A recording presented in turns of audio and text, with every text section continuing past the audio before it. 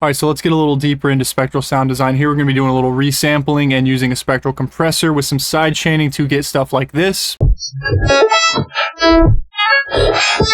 And this. And this. So the first thing you're going to want to do is grab a melodic loop, route it into a mixer track, then you're going to take a drum loop, route it into a mixer track, and turn off the out.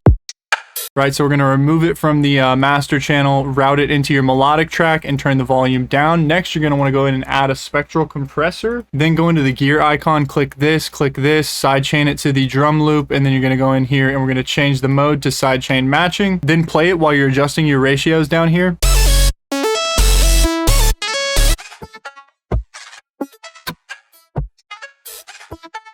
Then just kind of adjust your attack and release over here.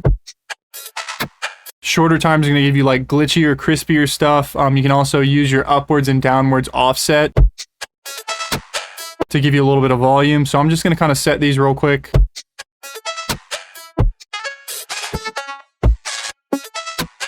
So that's decent. Then the last thing that I'll say here is you can adjust your global threshold so you don't have to go in here and constantly be messing with your upwards and downwards. So use this as like a mix. It affects both of these here.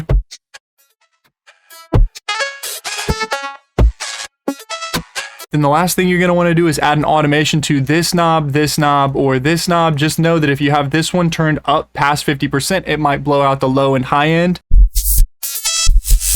Right, so and then this one doesn't do anything unless these two are adjusted somehow. So I'm going to set these, and then I'm going to go in and do the threshold slope automation. So I'll browse my parameters, adjust this one, and then create an automation clip. So now that I have that set, I can go in here and write an automation clip, and just know that the thing that you're going to want to do is kind of fit the slope. So if we look at our spectral compressor, you're going to want to fit the automation that you have here to your drum loop and not your melodic loop, right? This is what, since you're sidechaining to the drum loop, that's kind of what the compressor is picking up as the input. So don't like go and make changes that fit your melodic loop. You want to make changes that fit your drum loop. So low when the kick is happening, mid and high when the percussion and snares and stuff are happening.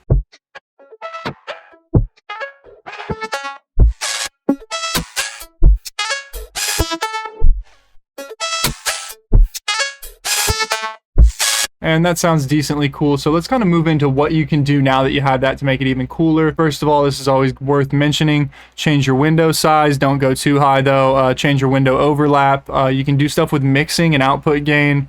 Then there's also the sidechain compression mode, which is going to need the opposite setting. So when I play this, it's not going to sound good, but right, so you could do the opposite direction, like basically do the exact opposite stuff with sidechain compression to basically use the drum loop to move your melodic stuff out of the way. But in this case, we're using the drum loop to be the guide for when my melodic stuff is playing. So what can you do with post effects? First, I would recommend setting up a little mastering chain. So here I have an OTT and a compressor just to bring everything down to like a reasonable volume.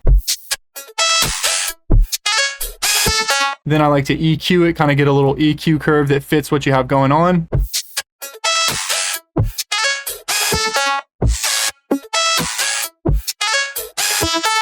Then multi-band compression is always nice for this, and I'm using kind of gating compression settings here.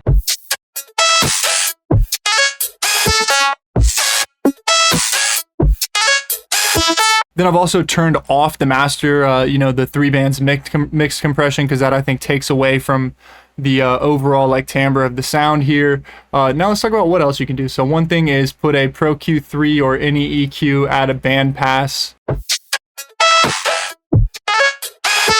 Automate that, especially if you have like a reverb before it.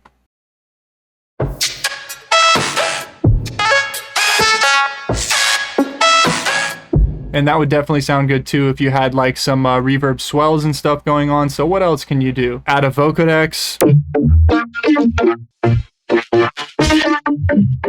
Especially if you have like a reverb or a convolver before it. Or after. Then another thing that sounds good with this is mixing it with a spectral gate. So for this particular one, you could automate the cutoff amplitude, but for this I'd like to just set it and kind of forget it and kind of let it do its thing.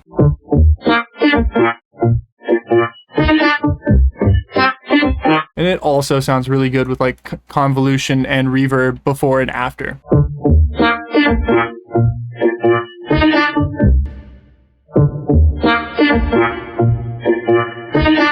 Or even sending a vocoder into that spectral gate.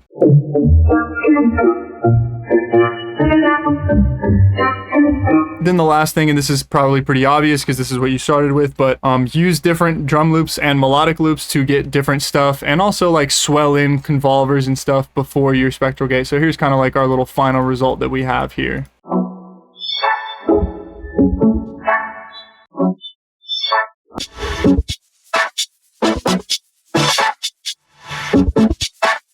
And that's going to do it for this one, y'all. If you want to support this channel, go to Patreon. I have some patchers coming out this month that are going to be super cool. Go to Gumroad and buy sample packs, or hit me up for lessons on social media. Thank you for watching. I will see y'all in the next one.